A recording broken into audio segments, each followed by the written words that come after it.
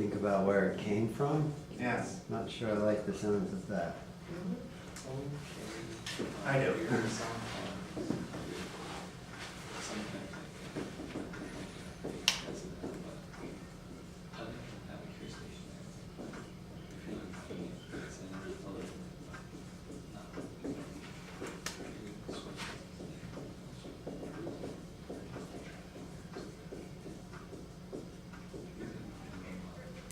Okay, so have we begun? Dr. Stewart? Yeah. The video? Okay, so walking into class, welcome. You're in 7th grade social studies, covering Hawaiian history, huzzah. So when you walk into class, you come here to the do now. Do nows, you have 3 minutes to do them, and for the sake of the argument, the candy and the materials would have been over here, but I will just hand them to you. So follow it as closely as possible. Enjoy. Beware to be historians. You might want to, probably wouldn't give this to me if I say what I was gonna say.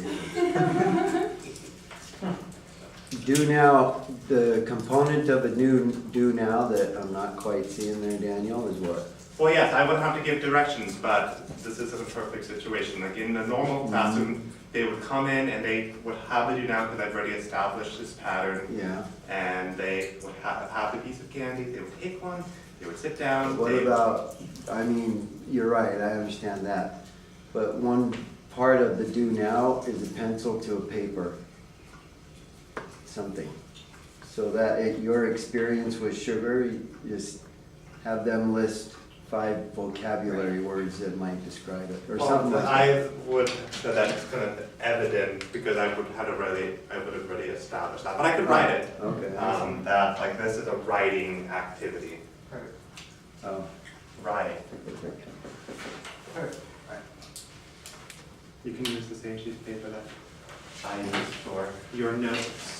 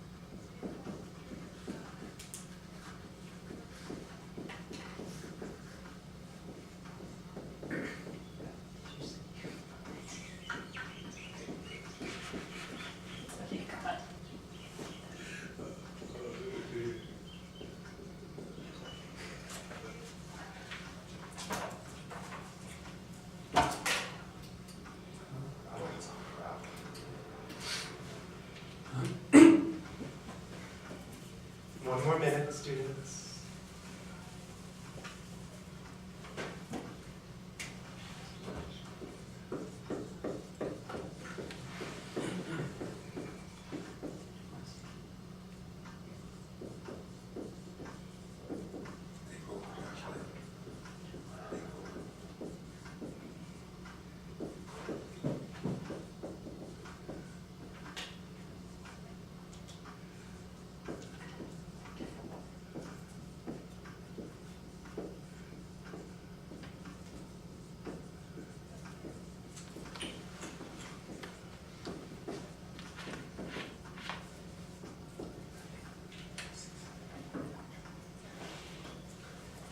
Okay, so our time has elapsed. So Nate, I'd like you to share first. Let me contextualize this. As you know, this is the beginning of our last part of school. Summer is coming, and we are going to be talking about the overthrow of the Hawaiian kingdom towards the latter part of this month. However, before we do that, we're going to be talking about the sugarcane production. This is why I gave you a piece of candy to really kind of taste and experience sugar, okay? So this is what we do in history. We don't just talk about it, we experience it. So talk to me a little bit briefly about your experience with sugar, what you wrote down. Well, you asked where it came from. I know that it came from a plant, that's how I wrote it, called sugar cane. I know that sugar is used for a lot of foods and candies. However, I put at the end that sugar has changed over the years. What do you mean by that? It's changed. Well, I don't know if this is coming off of a historical point, but like sugar, there's like there's a lot of different sugars. Like there's processed sugar, there's sugar cane sugar, there's other sweet, raw sugar. Like there's different. I don't know. Like the way it's made, I guess it's what's changed. Very, very good. And we'll actually talk about that. That is a historical context, like technology as different types of sugars. Well, good. Good. Brian, do you want to share anything? I just wrote down sugar was my experience. I love it. Overdose, sometimes foods are, used. They really put a lot of sugar in a lot of foods we eat. Mm-hmm. And it's grown on the coca leaf, probably on the island of Oahu, or grown in Hawaii. And I read in the paper that this was the last sugar crop here in Hawaii this next season.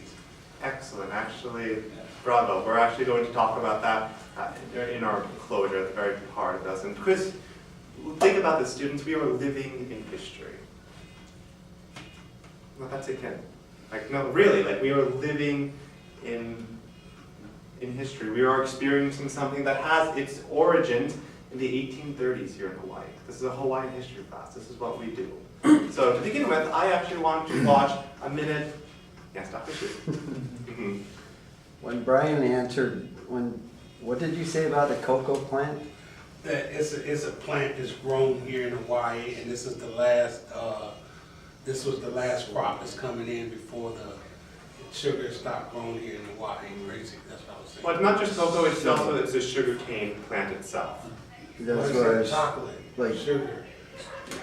I would be thinking, as I'm sure you were, if he really understood that sugar came from sugar cane plant instead of a cocoa plant. A cocoa plant is different. Yes, from the sugar. two That's different. what I So meant. the type of candy I gave to, yes, it was chocolate, so obviously it comes from a cocoa bean. However, sugar, as Nate indicated, and we'll watch a little bit about it, it comes from sugar cane itself. It's cane. It's a type of grass. It almost looks like bamboo, but inside it's not hollow. It's full of fibers. And we'll talk a little bit about the production. This lesson isn't designed to give you everything that there is to know. We have like 3 or 4 weeks on sugar, so get excited. This is more just to like, okay, what is sugar and how has it affected Hawaii? So let's watch a minute of video.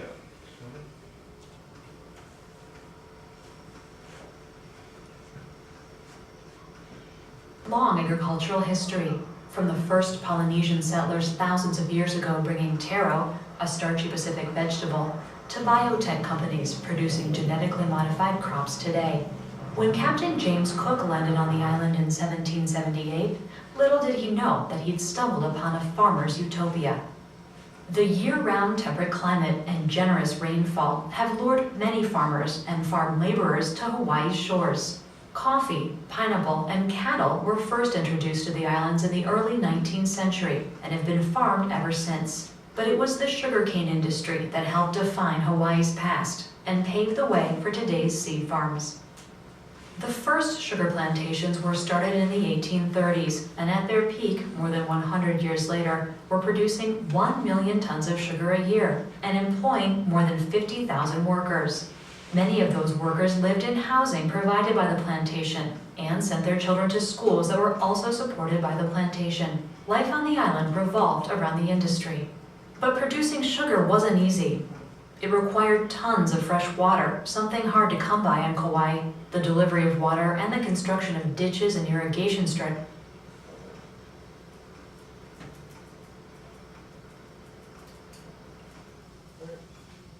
much. So basically sugar in a nutshell. Sai, what did you get from that video? What really kind of like stuck out to you, the history of sugar? In Hawaii, Mm-hmm. I wrote the taro. It started first and then the sugar came later. Oh, exactly.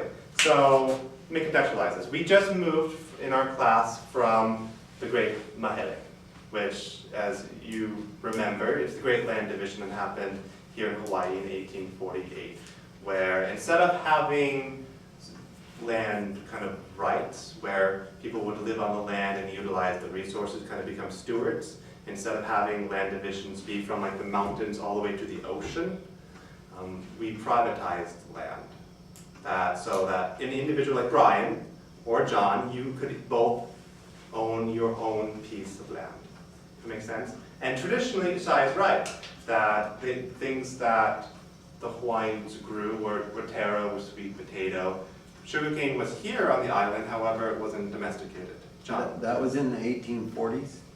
When the land- 1848. 1848. Do you have a question, John? Your face is moving. I love how expressive you are. Mhm. No, I do not have a question. And what are you thinking about? What were your impressions of the video? Oh, I was, that life revolved around the plantation, so Mhm. anybody who worked there had plantation housing, and they sent their kids to plantation schools. Exactly.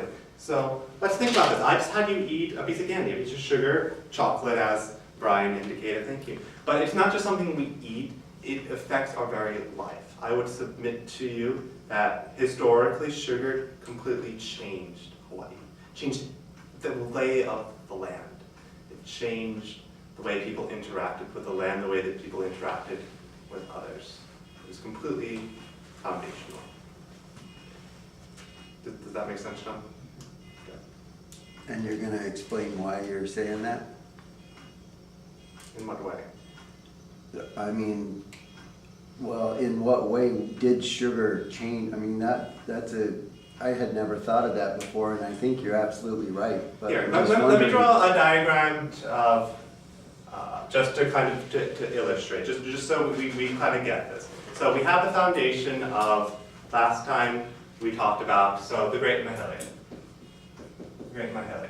So normally we have what's called the Apupuaha system, as we talked about and I tested you on. I wrote this lesson plan with you having the knowledge of the Apupuaha system. From the mountains to the ocean, these were the land divisions here in Hawaii. And that commoners, the Maka'ainana, they lived on the land. They lived on the land, and you had like your taro patches here, taro, maybe banana, but no one actually owned the land.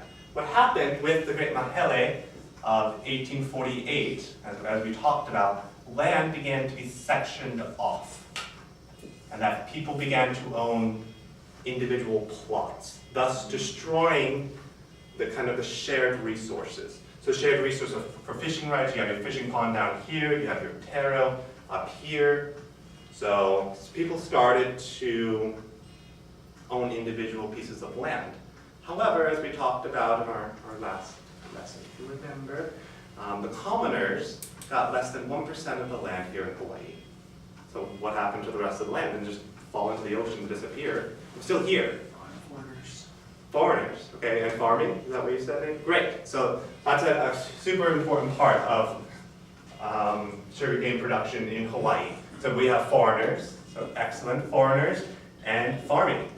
So with the privatization of land, going back to the Great Mahele, it wasn't just Hawaii who could own land. In 1850, foreigners were allowed to actually purchase land. And who made that, who made that decision? The king. So when the foreigners purchased land, who did they purchase it from? They purchased it from the Kingdom of Hawaii. From the king. From the king, yes. From the king So- and When we talk about the overthrow of Hawaii, mhm. the Hawaiians aren't like innocent in this. I mean, that king must have made a fortune selling his land to the foreigners. He did. And we've mentioned this a lot of times, that there was this idea that if the land wasn't privatized, if individuals if the king, if the government, and if individuals didn't have land rights, didn't have like the paperwork to say that, hey, this land is ours and we can document it and show like this is mine, then say if some country, France, Britain, the US, Japan came in and took over and said like this is all ours. The Hawaiians are like, no, wait. Well, first of all, you shouldn't take over my government, but second of all, like, no, this land is mine. Like I'm not just living here, I have the paperwork. They were working within a specific system of documentation, privatized land. That's what was happening all around them in order for them to kind of survive the onslaught of kind of modernity, because they were entering an international kind of globalized community who valued privatized land. Thus, So yeah, I'm just wondering, why did only 1% of Native Hawaiians end up with privatized land?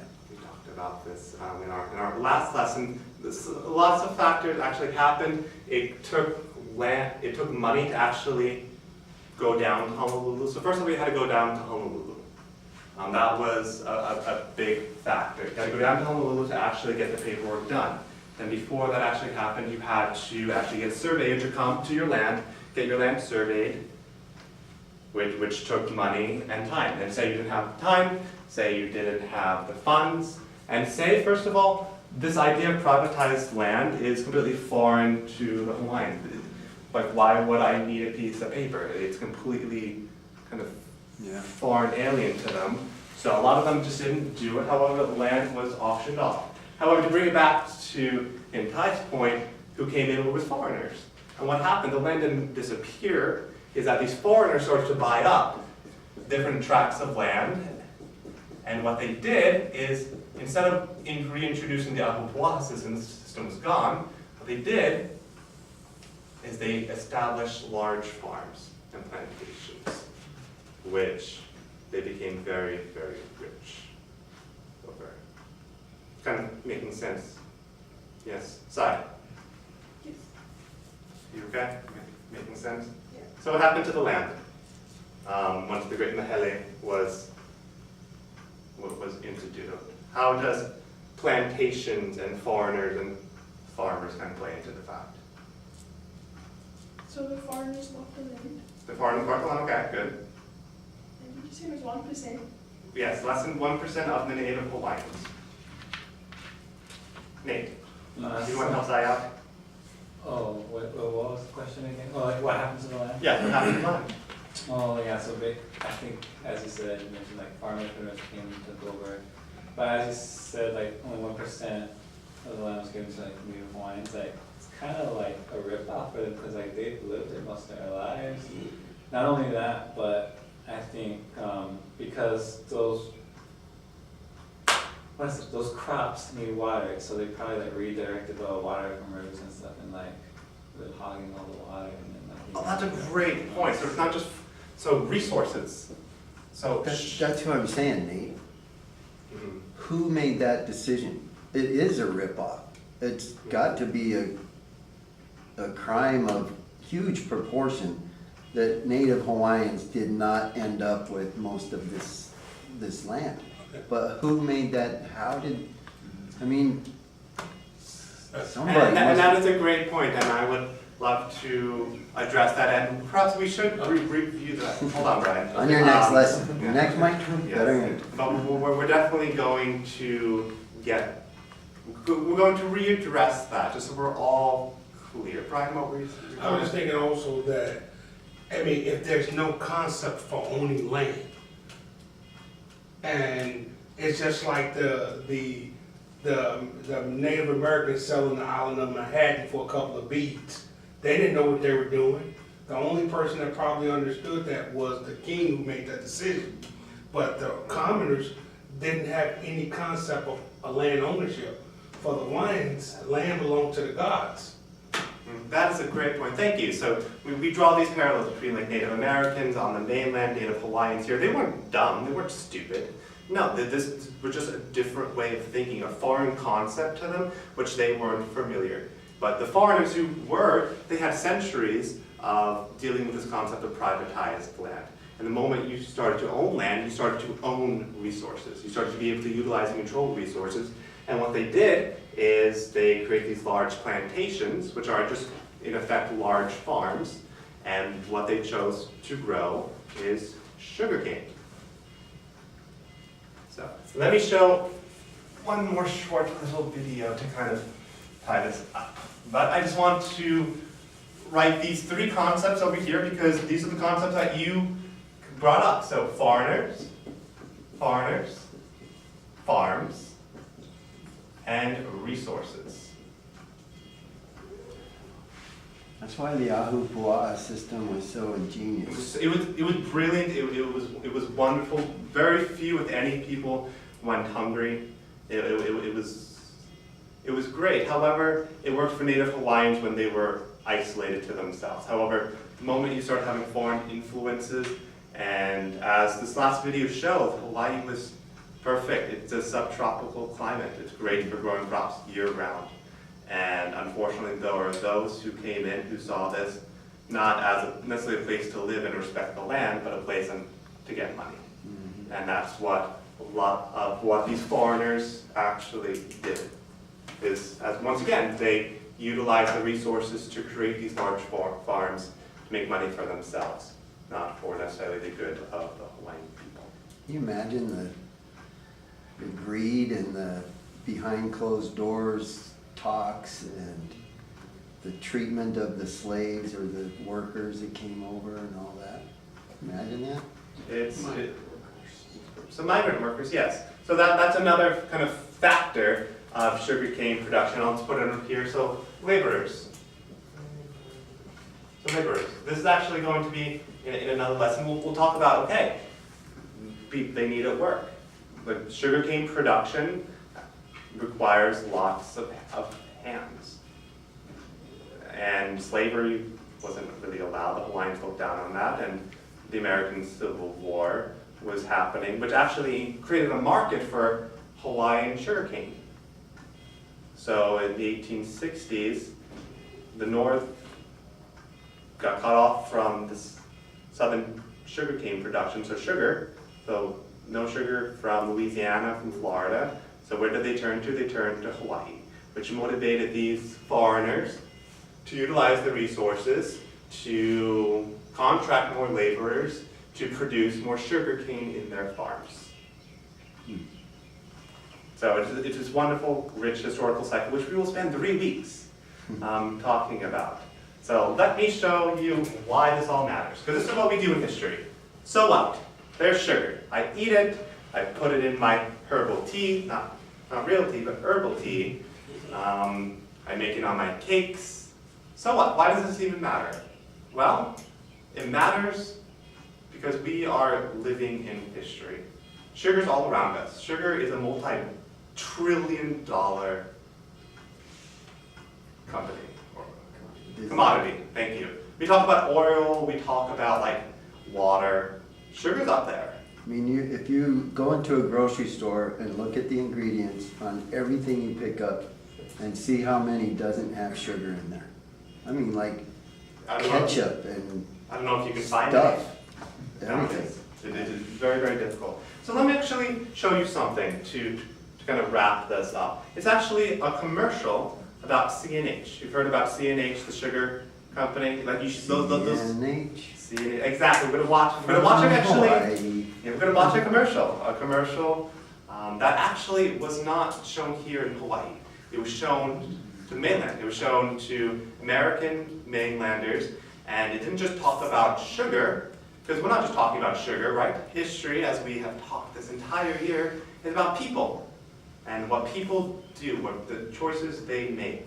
So it's about mainlanders' perception, not just on Hawaii's sugar, but on Hawaiians themselves. So to kind of wrap this up and to bring us back, remember we're all about text. And how do we get a lot of our information? How do we really engage with history? Well, use technologically savvy you do it through the media. So advertisement companies, sugar companies like CNH know this. So they created a commercial to tell you about their sugar. And not just tell you about their sugar, but about the people who buy it and also about the people who produced it. So it's very, very short. Let's just watch this. Pay close attention. Write down any thoughts or impressions that you have. Hey kids, let's sing that song you like, the one about the sugar cane. Okay. C&H, C&H, everyone sing about C&H. It's the only pure cane sugar from Hawaii. That's our sugar. C&H, C&H, Mommy used it to make her cakes. She makes the greatest cookies, snacks, and candy. dang, dang, dang, dandy. Island kids all love that cane. It grows so clean and sweet. They eat it when it's freshly cut. And then that's quite a treat. Neat. Blessed by sun, kissed by rain, C&H comes from the sugar cane. It's the only pure cane sugar from Hawaii. It's a bright pink second. C&H, the pure cane sugar from Hawaii. Wow. And obviously, all of us that do that all day long. Stop. Big states. I'm trying. Okay. Thank you. All right. Nate, I saw you writing as you were watching this. What are your thoughts? Share with the class. What were you writing? Wow. I just wrote down like they're so happy, these little kids that probably want to work in the plantation, but I was just like, you know, it's smart. It's like, you know, happy tree, you know, like, yeah, buy our product because like it makes the greatest cakes, makes the greatest candies and stuff. Sugar tastes good. Yeah, it tastes good. Like the kids are happy, they loved it. I Mhm. mean, you can tell by their faces. And one thing I noticed was the guy in there had on white pants and white shoes and not a spot of dirt on him. I mean, that was, think how many migrant workers there are. Absolutely. Brian, you said, wow. Tell me about this wow. I saw that package. I think that package is still in existence. It does. And I saw it in the commissary, like last couple of weeks ago, Mhm. and like C&H, so I was there. It drew my mind back to my wife picking this up and putting it in the shopping cart, the same brand, and seeing a commercial from the 70s was just like, you know. Exactly. You go to the History. supermarket and you engage with history. That's it. C&H, California and Hawaii sugar. So what I want you to do, class is up, but I actually want you to write these 4 points down, these 4 aspects. Foreigners, farmers, resources, and laborers. So that tomorrow, when we begin our great unit on sugar and immigration here to Hawaii, we will continue talking about these 4 points. And for your homework today, I'm going to send you a link going off Brian's comment that yes, this year will be the last sugarcane harvest in Hawaii. So from 1830 to 2016, the last sugarcane plantation on Maui is shutting down. And we'll watch that video, read the article, and then tomorrow we're going to talk about it. And we're going to live history. So, thank you very much. Thank you. That's,